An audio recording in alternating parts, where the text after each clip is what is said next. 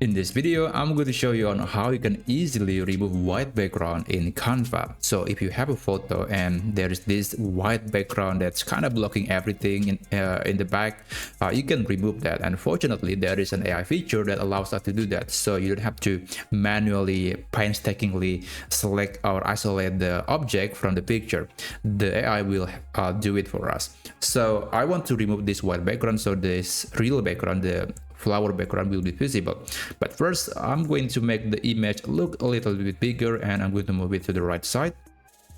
And after that, let's click edit, and you want to go to the Magic Studio option, and then you want to select background remover. And by the way, that feature is also available right here. It is the same thing. You can click here and the result will be you will get something like this. And yeah, now the white background is now empty. But another thing that I like to do is that I'm going to crop this image a little bit, because this image takes a lot of space in this page, even though the only visible area is only about this section. So I'm going to crop it a bit, and therefore it will free this area for me to add other elements.